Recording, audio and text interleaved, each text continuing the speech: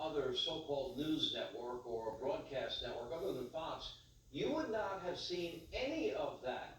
And yet a blatant new contribution to all things Joe Biden and the radical socialist and an attempt to suppress information, just like, well, big tech institutions, the corrupt media mob, they cut away from the president speaking so that their own idiotic pundits could trash him. Wow. Take a look. It's amazing how those mail-in ballots are so one-sided too. I know that it's supposed to be to the advantage of the Democrats, but in all cases, they're so one-sided. We were watching President Trump speaking live from the White House, and we have to interrupt here because the president has made a number of false statements. Likewise in Georgia, I won by a lot. And there, the President of the United States addressing the American people for the first time, claiming that if you count the legal votes, I easily win. Stand back and take this in here. The media mob now edits and controls. They don't even want you to be able to decide for yourself, just like big tech companies are editing what news articles you can read and make decisions on. Wow, truly an Orwellian nightmare. What have I been saying about big institutions in this country failing we the people at levels I could never imagine? Same idiots, by the way, same network, same people that lied to you for years about Russia collusion that never existed, that never told you the truth about the Russian disinformation dossier, or the fact that that dirty Clinton bought and paid for Russian disinformation dossier was used to spy on a presidential candidate and then a president, or about Ukraine hiding, as they did the entire campaign, Biden family corruption and quid and pro and quos, and big deals with China and with Ukraine and Russia. They've hid from you, let's see, the weak, frail, and Joe Biden's obvious cognitive decline, acted like it didn't exist. Now, the mob and the media is only one powerful institution that has utterly failed. We, the American people. Big tech, another one. Our educational system, another one. And I can keep going. We can no longer trust the vast majority of this country's pollsters, who, once again, they got everything wrong. And by the way, now the president, he described even the credibility of our elections is in question, state after state. Let's start in Pennsylvania, where something strange and suspicious has been happening. In Philadelphia, election officials, they're fighting tooth and nail to prevent poll watchers, which the law allows, from observing the ongoing vote count. Look at this summary of law. Quote, partisan observers may observe at polling locations and may still, until the time that the counting of the votes is complete, partisan observers are permitted to be present when absentee and mail-in ballot envelopes are open and when the ballots are counted and recorded. And post-election, partisan observers may be present at the tabulation or canvassing of unofficial and official returns and any recount or recanvass. That is the law, and it's in pretty much every state. It's that simple. Now, the law is clearly being broken. As we speak in Philadelphia and other locations, you have officials blocking the Trump campaign from viewing the process as they have from the beginning. And according to a lawsuit now filed by the Trump campaign, quote, election officials are intentionally refusing to allow representatives and poll watchers for President Trump and the Republican Party. Listen to how one poll watcher described the scene. Take a look. Supposedly observing what we can't see. We're further away than I am from you all here. At least 100 feet away from open ballots that go back out of our sight. We can't see them. We don't know what's happening to them. It's just, there's no way for us to meaningfully observe the process from where they have us. Could you tell us how many ballots approximately went through that process that you had no chance to observe? Based on the count that we've heard, it's about 125,000, maybe more. Well, so that should be deducted from the count. Those are ballots that were counted in violation of the law. Wow. And look, what about the law, the Constitution? Quote, the times, places, manners of holding elections for senators, representatives shall be prescribed in each state by the legislature thereof. In other words, the state legislature, they decide election law and regulations, not local or city officials. And by the way, it is illegal for them to block observers or restrict location to 20 or 100 feet where you can't observe. It's also illegal for the city of Philadelphia to disregard a court order mandating that observers be allowed back in. Does that invalidate the process, considering they're violating the law? And what is the remedy? The only remedy I would see at that point is they did it and they violated the law. Nobody can testify to the legitimacy of what their counting was. Oh, what, a do-over in that state? By the way, something that has never been done in a presidential election. By the way, I just got this breaking news as it relates to new ballots that have come out from Maricopa County. This is the Arizona result that I've been telling you about. The magic number in Maricopa, if the president maintained 57%, then the president would be well on his way to winning that state. 74,000 ballots that have just come in from Maricopa, 57% for President Donald J. Trump, in keeping with the number that he would need to win the state of Arizona as that count keeps going. Keep in mind, today when I started my radio show, 3 o'clock Eastern, the president was up by 108,000 in Pennsylvania. When I ended, it was down to around 70,000. Now it's down even further. During that 4, 5, 6 hour period now, the Republican election observers were barred from doing their jobs and what the law allows. And this is not the first time a poll watcher was blocked. Take a look at this example, actually caught on tape. Let your own eyes decide. You're not letting me in? Well, no. That's why I told you, call us on leave, do it. If you leave, we'll call you.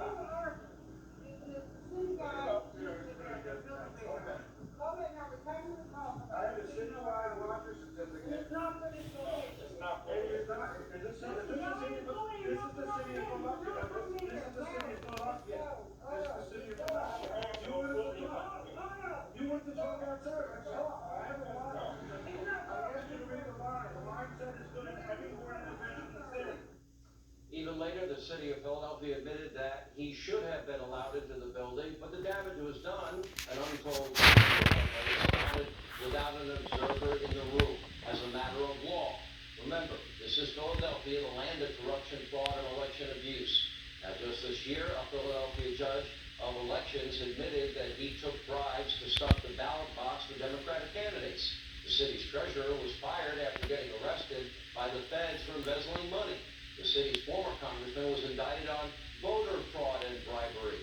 So yeah, it's very important that Republican poll watchers observe the process as a matter of law in Philadelphia. That law has been broken, and it is pure corruption that they are being blocked, especially since the state's top officials are openly and publicly hostile to President Trump. Now, before the election, October 31st to be exact, before any votes were counted, the state's attorney general was already predicting, quote, if all of the votes are added up in PA, Trump is going to lose. That's why he's working overtime to subtract as many votes as possible from the process. Meanwhile, the Pennsylvania Secretary of State tweeted, using the title president before the word Trump really demeans the office of the presidency. Little bias there. The state's lieutenant governor just referred to President Trump as, quote, just another internet troll during an interview with his friends on MSDNC. He all but guaranteed a Biden win. What did he know that we didn't know? Take a look. At this point, how many votes are outstanding there? Well, I mean, several 100,000 of them, and it's generally accepted that it's going to be enough that would probably deliver our Commonwealth to the vice president at this point. Laws clearly being violated. Do you trust these people to oversee a free and fair election that you have confidence in? Did they seem trustworthy to you? Do you see corruption riddled Philadelphia, that they're willing to do anything without any oversight as breaking the law? Because now Philly is still counting votes without any legitimate oversight whatsoever. No transparency, no accountability, and we, the American people, should be very concerned. Take a look. They have refused to let us have a meaningful view of the vote count. They have continued to count the votes. Because they have done nothing to help us, they are not letting every legal vote count. They are letting anything come in. They are not letting us look at anything at all. They believe they obey the law. So because they would not follow the law in the state of Pennsylvania, we have filed for federal relief. That is what we're doing because we will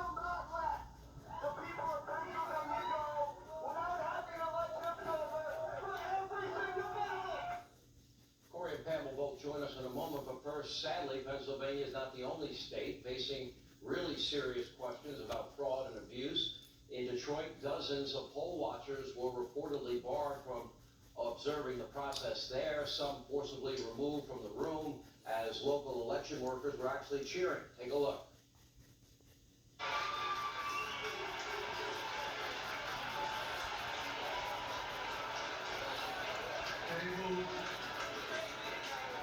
That's a matter of law also. Look at your screen. At one site, workers put cardboard over the windows of a vote counting station so no one could see in. Another violation of law. Meanwhile, according to Project Veritas, a purported whistleblower from the Postal Service in Michigan, Traverse City, alleges that he was ordered to backdate the postmark on a newly discovered batch of mail-in ballots. Now, we have not independently verified, but we'll let you decide. Take a look. Tell us where you work. I was in the Traverse City Post Office, more specifically, Barlow Bridge. Your boss told you and your colleagues something that shocked you this morning. What was it? We were issued a directive this morning to collect any ballots we find in mailboxes, collection boxes, mail mail in general, separate them at the end of the day so that they could hand stamp them with the previous day's date. Today is November 4th for clarification. So 8 p.m. election day, November 3rd. The Court of Appeals ruled ballots have to be received by that time. And what were you told? To separate today so they can mark them with yesterday's date and send them to the express system to wherever they need to go. This appears to be an attempt to circumvent Michigan law and allow late votes. And you said there was a hamper where letter carriers were supposed to leave their ballots. Where are the ballots now? They were putting them into express bags to go to the distribution center. Now, in a statement, the USPS writes, quote, the U.S. Postal Service is aware of the video which has been referred to the U.S. Postal Inspection Service and the Office of Inspector General. The state of Michigan claims it does not accept mail-in ballots after Election Day. And meanwhile, in another bombshell Project Veritas video, purported Nevada mailman is captured on tape sharing unclaimed ballots with an undercover journalist. Can't verify, but we'll let you decide. Yeah, where can I find a handful of them? I don't know, man. Hey, I'm almost finished with the process today. All right, brother. Hey, no problem, man. I'm gonna see if I can get you some, like a little nice little handful. Oh, so we'll see. You gonna get a handful? 3, 2, 2. You gonna get a handful? I'm probably gonna, I don't know, maybe. If it's in there, I ain't do it. And you put some in there for me. All right, man. All right, brother. That's what I can do. Very concerning, got to be investigated, and that's not all. The Trump campaign just filed a lawsuit claiming that 10,000 people voted who no longer live in the state. Wow. And breaking moments ago, Nevada GOP just filed a criminal referral to the DOJ alleging more than 3,000 instances of fraud. Keep in mind, just a few thousand votes separate the president, Joe Biden, and the state. And meanwhile, on Election Day in Nevada, campaign observers were also allegedly booted from the polling locations there. We'll let you decide. The question was asked at 1:30 in the morning, why are you here? And our response was, well, it's election night. That's why we're here. You guys are obviously counting ballots. And it was unique because they said they had an hour and a half left of counting to do. And an official came out, who was kind, and asked us to sign documents. And a few moments later, we were asked to leave. Well, I find that reminder we were asked to leave within 10 to 12 minutes when they said they had an hour and a half kind of left to do. So if these people observing are denied access to observe, how can anybody confirm, have faith, trust, confidence in the legitimacy of any ballot? And how many people were denied legal access to the opening of ballots? And does this then call into question the legitimacy of the ballots when the legal right to observe and confirm were denied everywhere, it seems? Doesn't it then take away a huge legal right in the vote tabulation process? Because this ought to scare every American. No checks, no balances, no authentication, no transparency, millions of mail in ballots, postmark, no postmark, reports of dead people voting in states, and days of vote counting without observers, and tens of millions of ballots sent out. It'll be months before we ever sort out the legitimacy of where the ballots were sent, whether or not they're true or not. We weren't there to observe as a matter of law. This This is the United States of America. And that now it is, I can factually tell you tonight, it will be impossible to ever know the true, fair, accurate election results. That's a fact.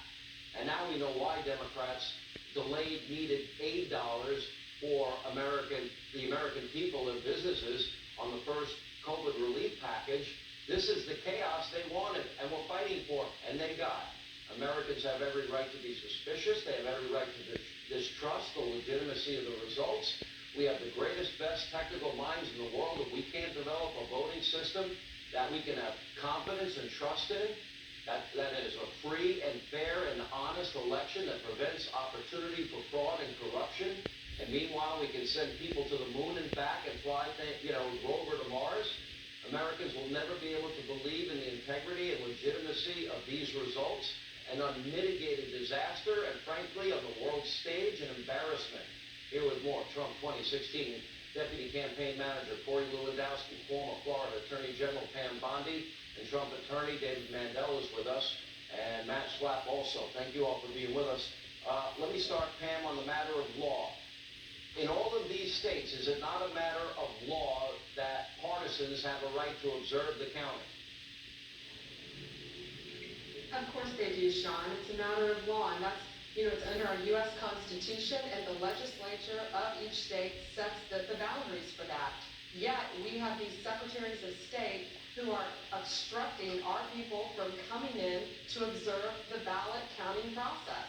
I've never seen anything like it in my entire career. David, let's get your take as a lawyer for the Trump campaign. Was the law violated, and what is the remedy now?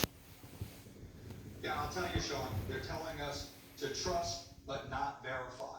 And that is essentially what's going on in that convention center. We have seen it for the last several days. We are being denied a meaningful opportunity to observe what is going on. That is our point. We want to count every legal vote. That is what we're there to do. We don't have any opportunity to observe, review, or challenge any of these votes. So, Corey Lewandowski, as we speak, there are no observers allowed in Philadelphia while this counting is going on, and the president's lead is now at 51,000 when it was at 400 and some odd thousand? Sean, what they've done is they've completely defied a appellate court order here in the city of Philadelphia from a duly elected judge. We called the sheriff to come in and enforce the order that would have given us permission to go inside that room to witness what was happening. We presented them with the court order. The sheriff in Philadelphia said, not only am I not coming down to enforce the order, but don't bother calling us back. Then the Board of Elections in the county said it will take us days to review the judge's order. They then turned around and took the case to the state Supreme Court in the state of Pennsylvania to try and get that judge's order stayed. So individuals like me or you have no ability to go in and review the ballots which are being counted right now in the city of Philadelphia. They are behind armed guards. You have to go through magnetometers if you were to go there, and it's clearly an intimidation factor even once you get inside those doors with people wearing badges telling our people you have no right to videotape or take pictures. Guys, stay right there. Matt, we'll hear from you more from our panel in a minute. Ted Cruz will join us, and also Lindsey Graham. And moments ago, we got an update on the vote tally in Arizona. Good for President Trump. Also, we'll have the latest out of other states and other corruption going on around the country. Stay with us.